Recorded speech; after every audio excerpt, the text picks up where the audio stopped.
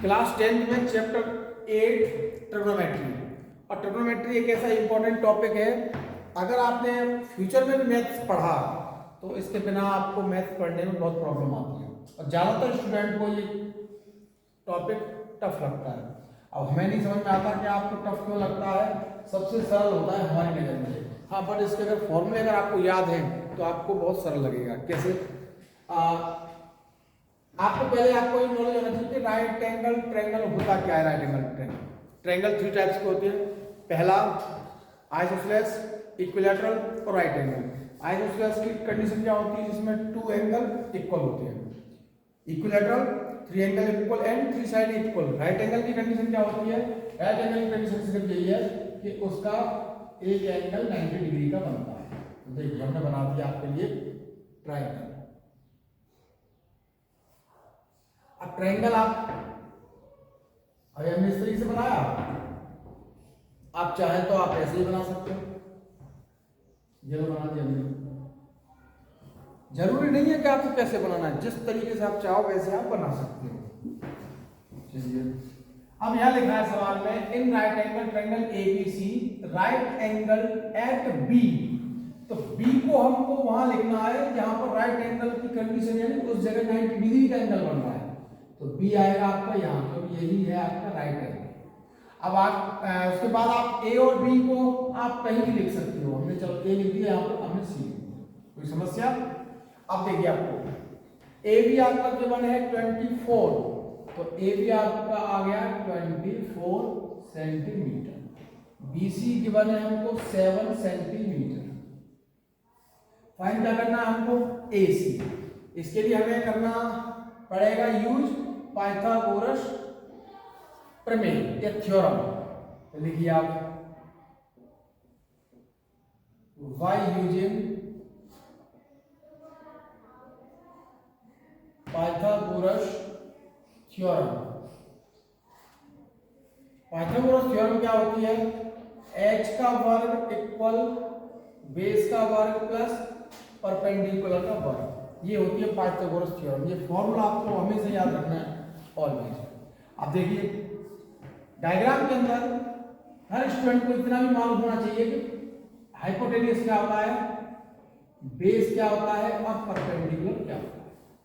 तो हमने आपके सामने लिख दिया एच, बी और पी। एच क्या है आपका डायग्राम में? ए सी, ए सी का वर्ग।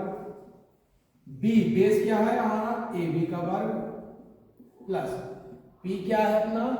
B C.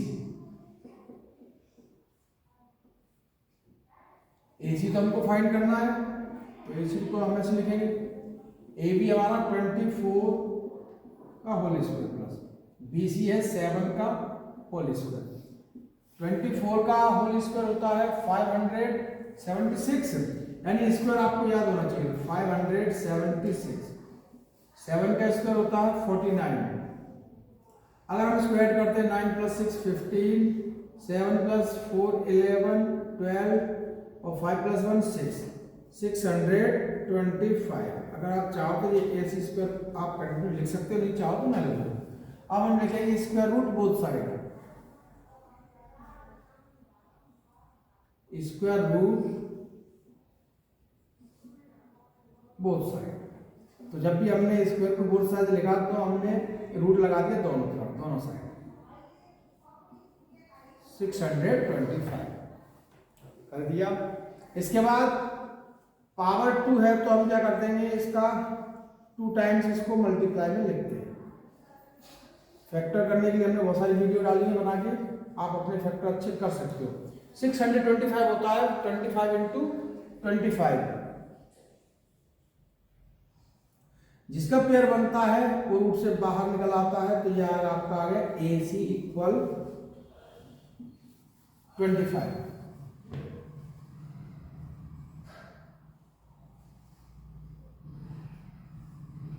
सेंटीमीटर। चलिए हम ये वैल्यू आपके डायग्राम में पुट कर रहे हैं।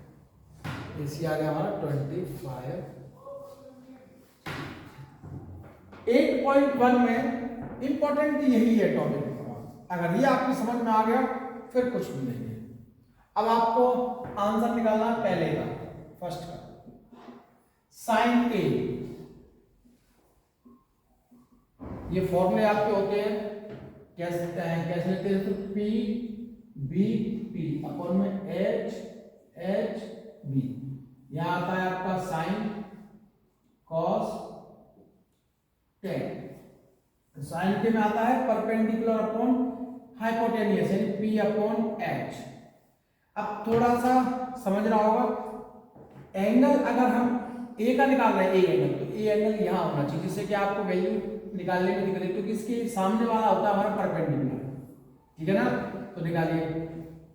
पी क्या है अपने पास 7, hypotenuse 25, cos A, cos A, cos A का फॉर्मूला होता है हमारे पास बेस अपॉन हाइपोटेनियस। बेस कितना है डायग्राम में, क्योंकि एंगल दोनों में सेम है, इसलिए आपको इस डायग्राम से दिक्कत नहीं है, इसमें से आप वैल्यू रख सकते हो। बेस कितना अपने पास 24, हाइपोटेनियस 25। तो ये हो गया क्वेश्चन नंबर फर्स्ट का answer complete. Question number second में क्या करना है, वही है इंपॉर्टेंट सबसे ज्यादा, साइन सी, एंगल चेंज हो रहा है, देखो यहां पर क्या था आपका ए, तो ए की वैल्यू तो हमने निकाल दिया, लेकिन एंगल अब चेंज हो गया सी। तो इसके लिए क्या करोगे आप, कुछ नहीं करना, डायग्राम चेंज कर दो।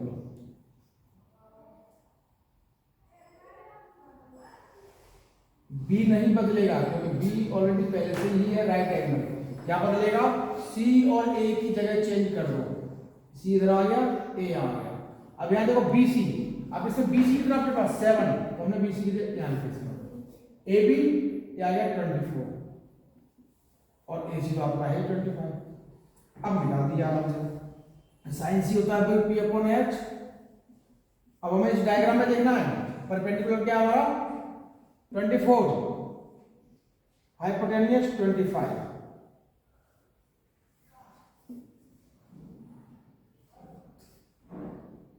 ओके, अब आएगा आपका कॉस सी,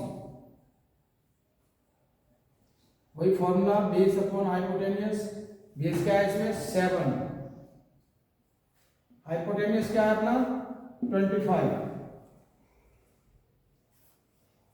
इस तरीके से पहला सवाल कंप्लीट होता है आपका। अगर समझ में नहीं आया हो तो हमें तो नहीं लगता कि आप समझ में आया हो, बस इस डायग्राम को थोड़ा आपको समझना पड़ेगा। ओके, नोट कीजिए आप।